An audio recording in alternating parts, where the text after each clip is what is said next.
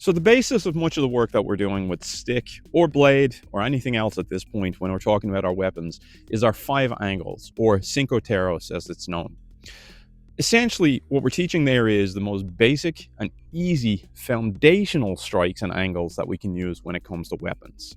But one of the things I want to talk about is in terms of when we look at the height zones that we've added from Kenpo, our zone 1, our zone 2, and our zone 3.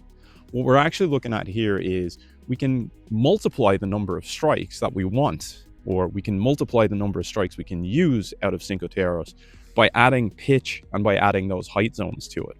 So again, if we take our Cinco Terros, we've got our 1, we've got our 2, we've got our 3, our 4, and our 5. Now, if I wanted to make those 2 lower strikes horizontal, all I would have to do is just change the pitch of the strike. It doesn't change the conformation or anything else that we've talked about being from the open or closed sides of the body. What it means is I can start to play with my angles and change them very quickly. So once I understand my height zones and what I'm trying to hit, and also the position of my hand, I can actually change these angles very carefully.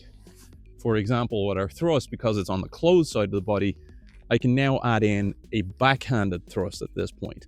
And likewise, if it was slightly higher as opposed to on the center line, I could also change it to an incoming here with a palm down orientation on this one. So again, when we're talking about things like Cinco Terros, the idea is to give us 5 basics that we know. And then we can start to change them up based on height or based on angles that our hands or our body finds itself in. So bear that in mind when we're looking at this. We've set 5 basic strikes. We haven't set a limit on those strikes, and we certainly have other tools that can get maximum effect or more out of those strikes as we go along.